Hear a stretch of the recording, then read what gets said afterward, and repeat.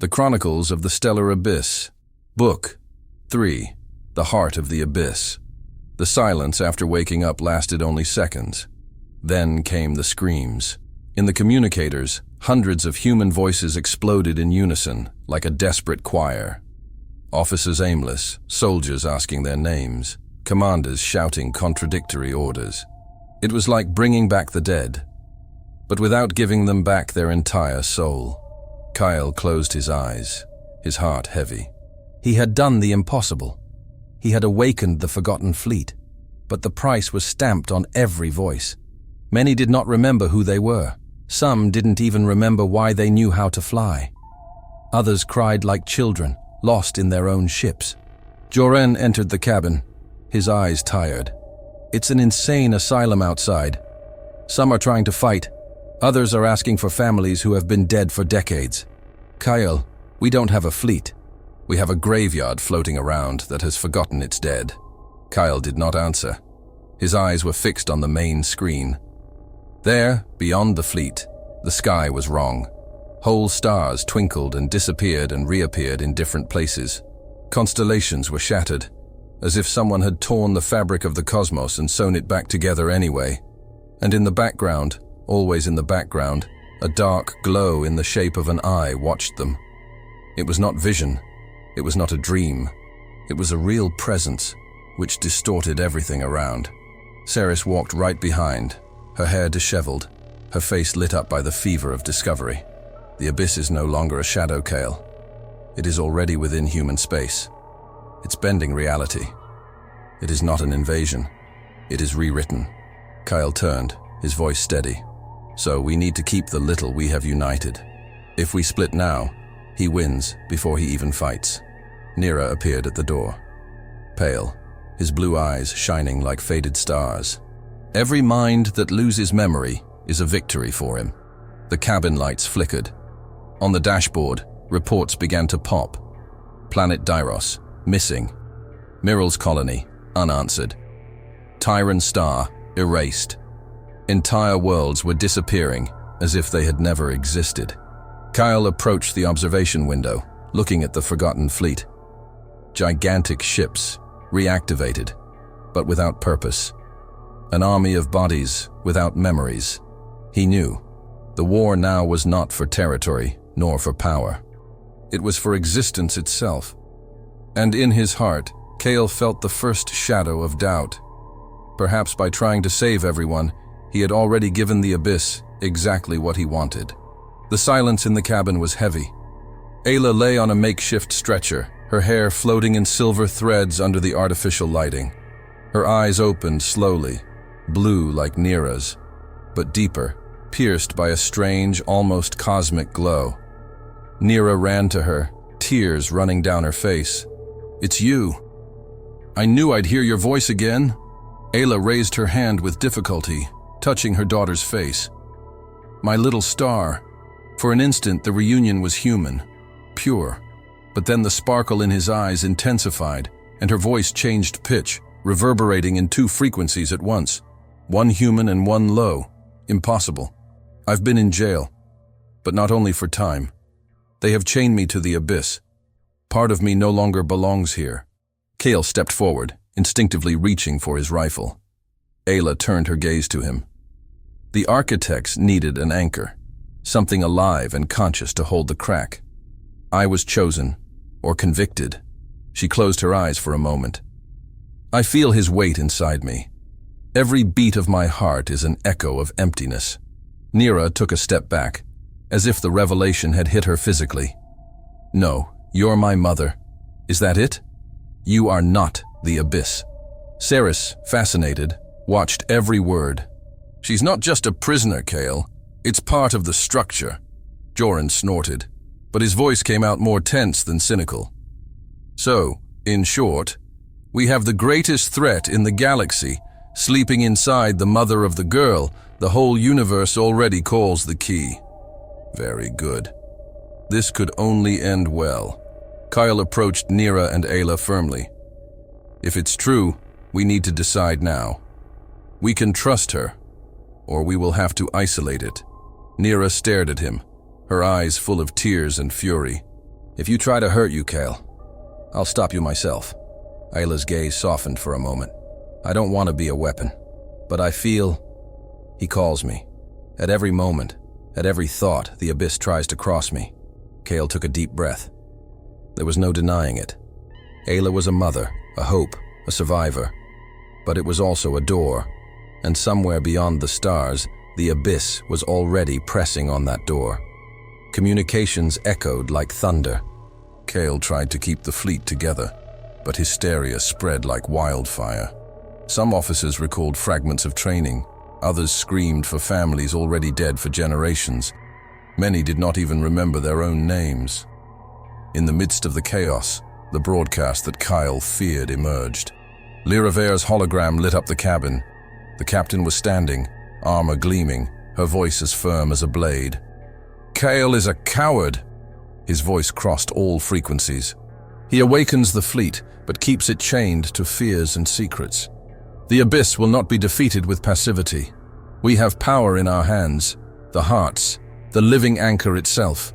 And let's use them as weapons. The channels erupted in applause, shouts, and debates.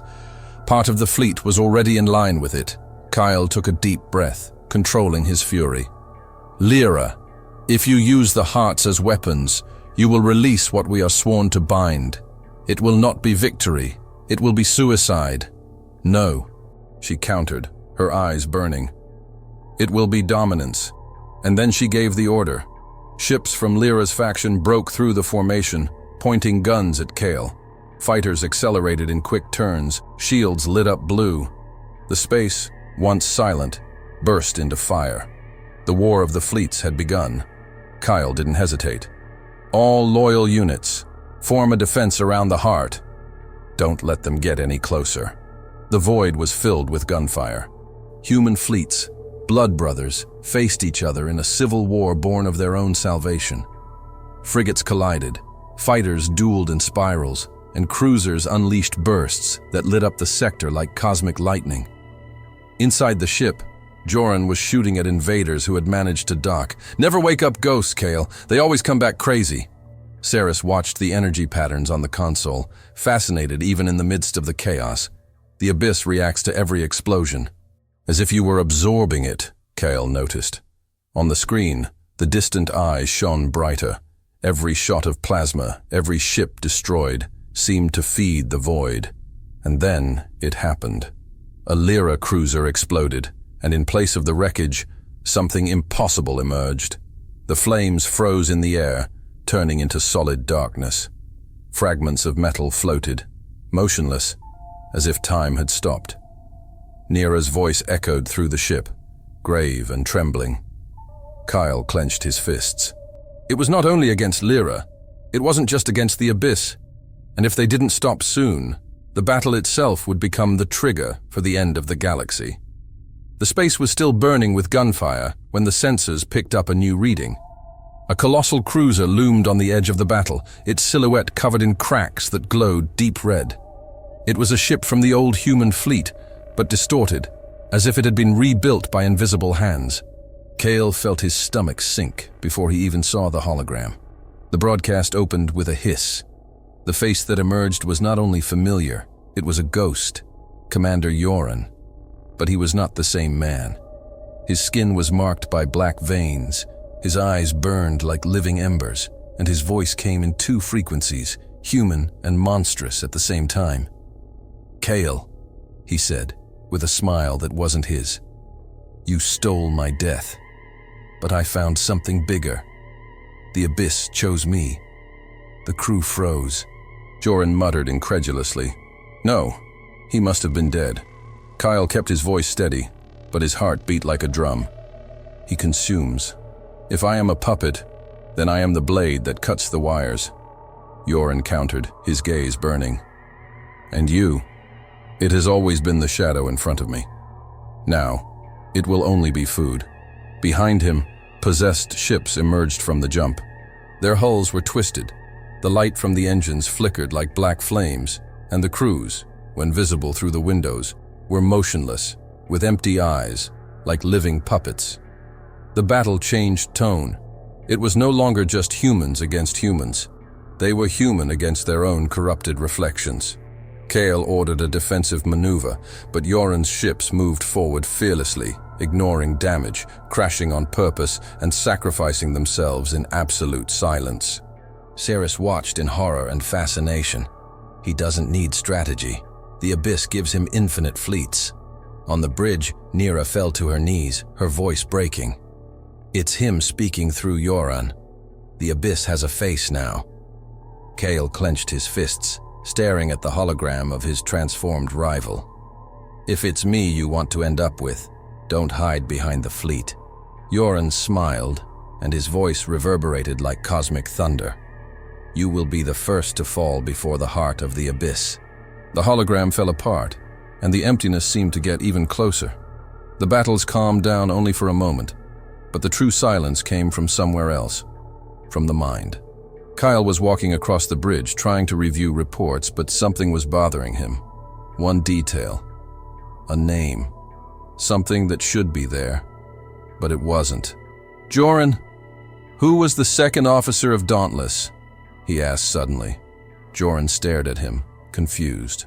Dauntless never did. Kale frowned. He remembered. The face, the voice, even the way he holds the rifle.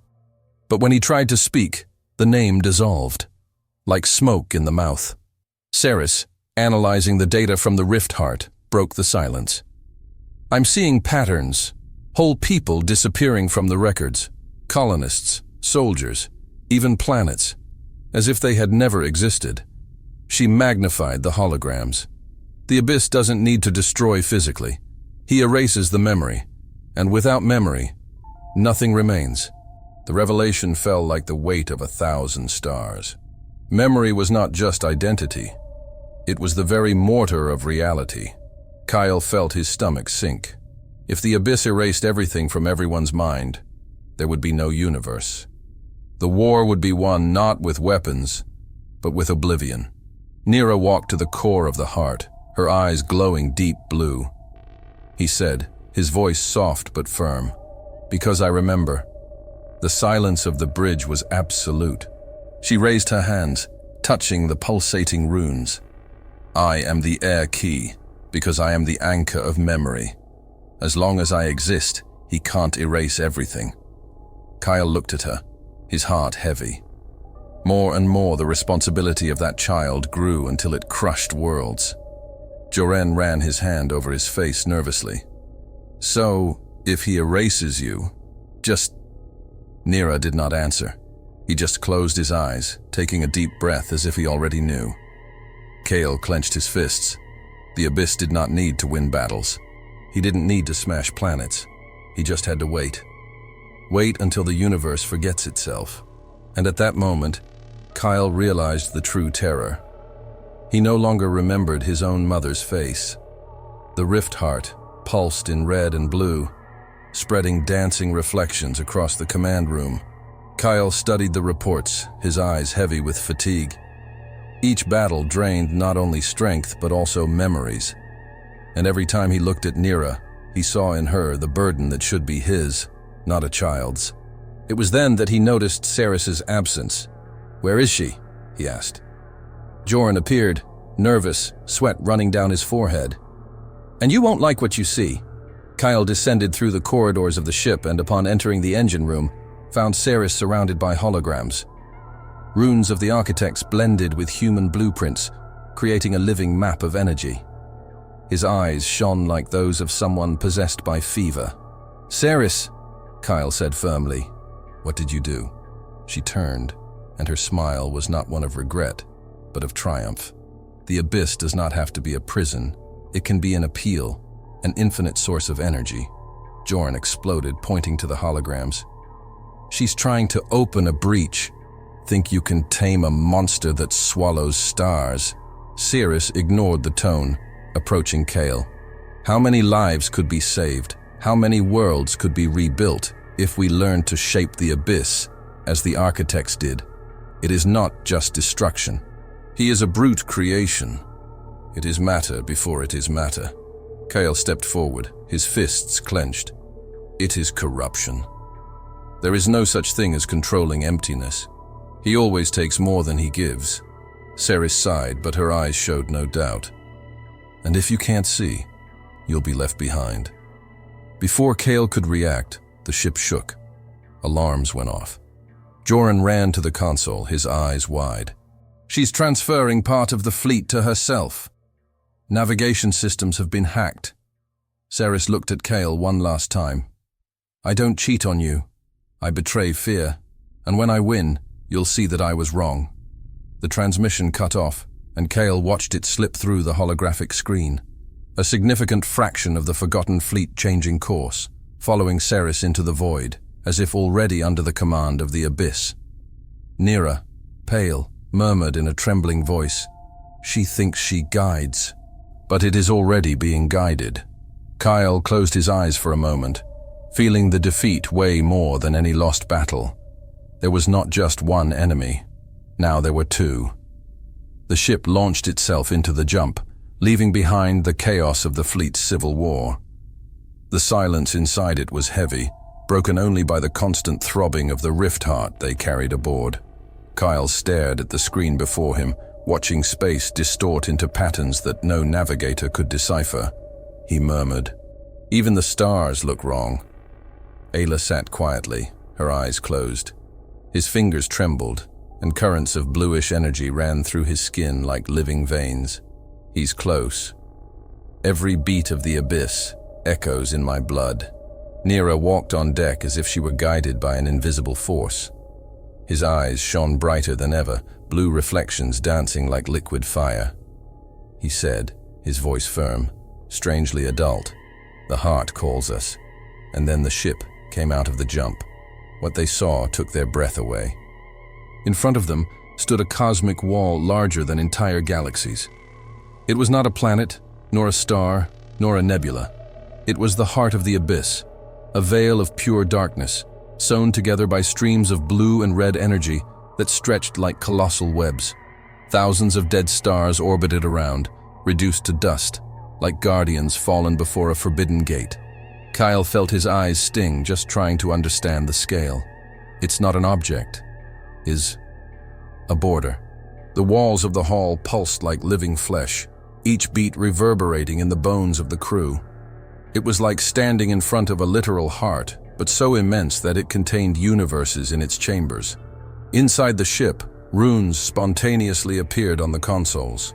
Records of the architects were projected into the air, immense, almost human-like silhouettes, but distorted, staring directly at them through time.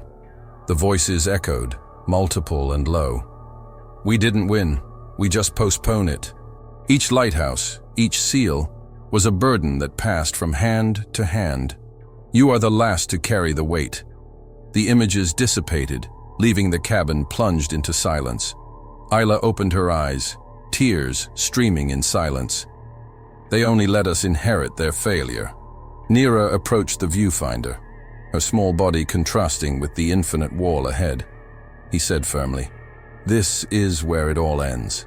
Kyle closed his eyes for a moment, feeling the crushing weight of fate, and in his mind, a certainty echoed. It was not enough to fight.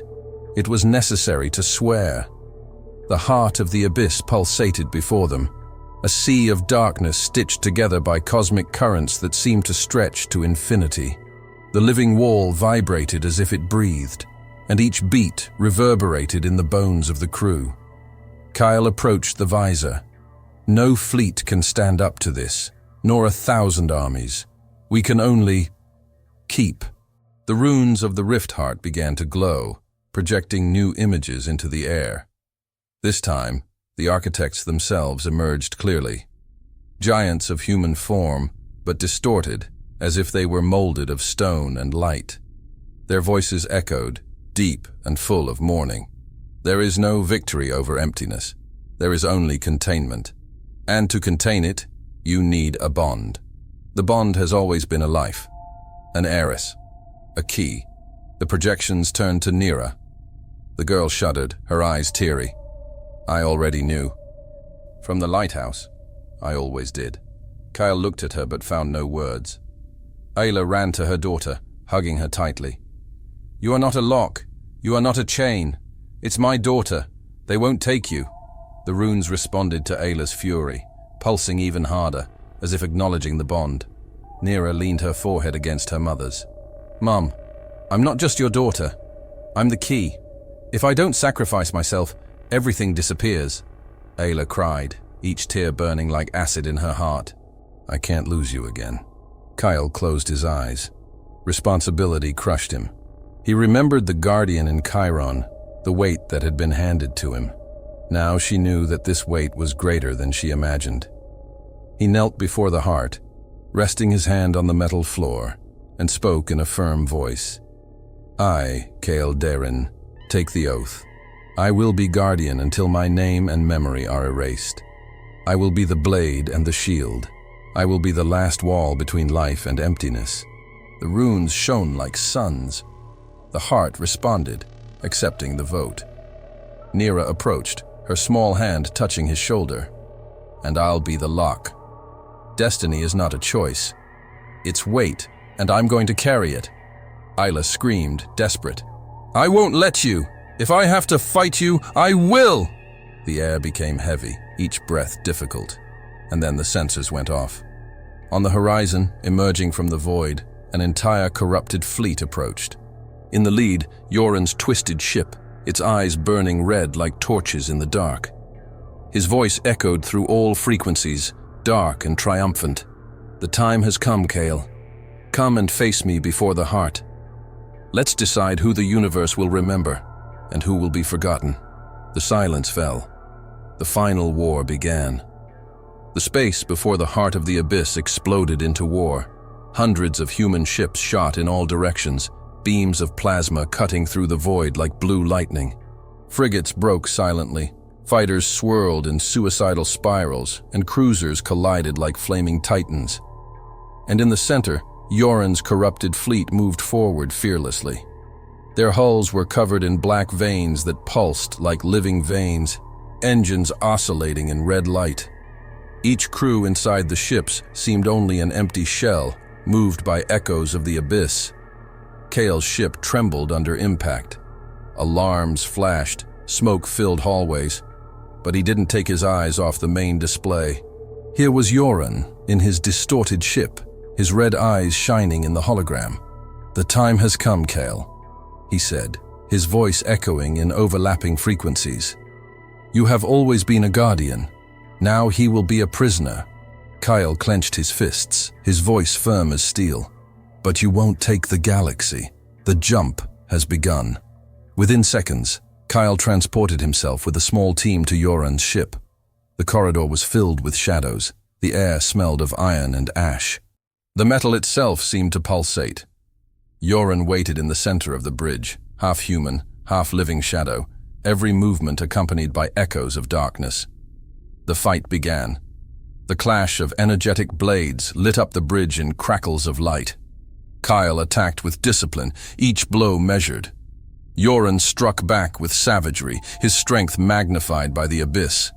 "You fight for memories that are already erased," Yoren shouted, striking brutally. Kale retorted, dodging and digging the blade into his rival's corrupted shoulder.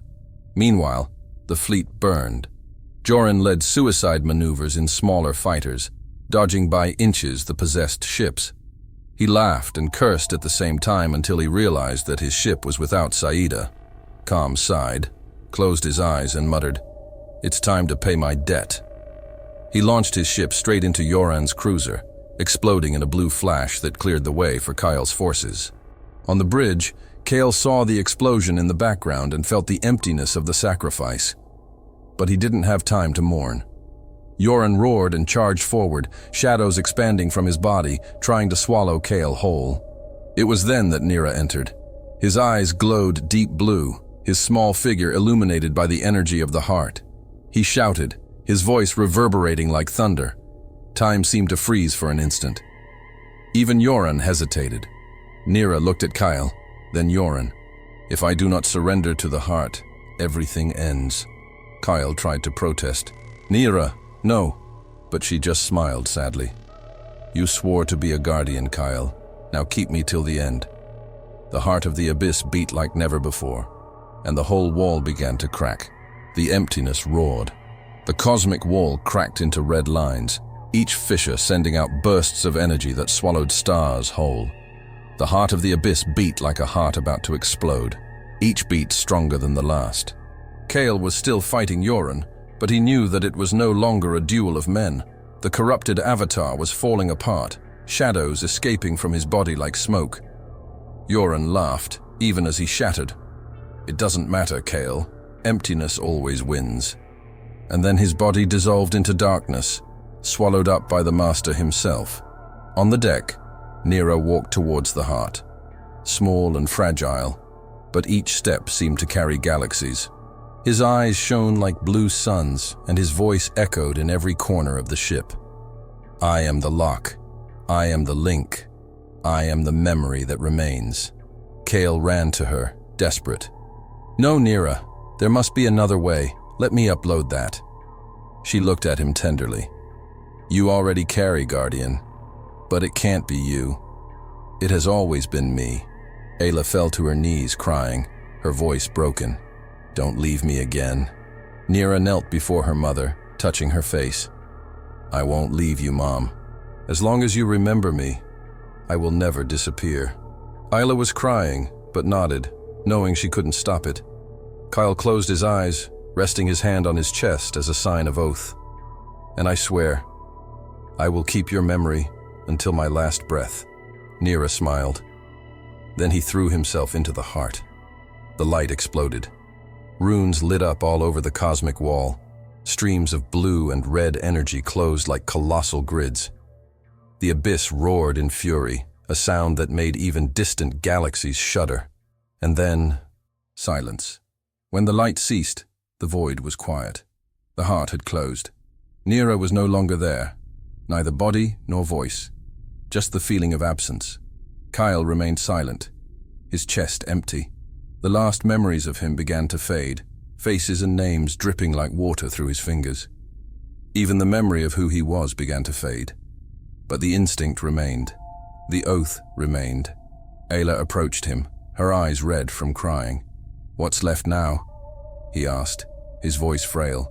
Kale looked into the void, where the heart still shone like a scar in the cosmos. Keep. Years later, lone travelers crossed the forgotten sector and found a lighted, isolated beacon shining in the silence of space. None of them knew who kept it. None of them remembered the whole story, but everyone, looking at that light, felt an inexplicable weight in their hearts, as if someone, somewhere, had given everything so that there were still stars in the sky.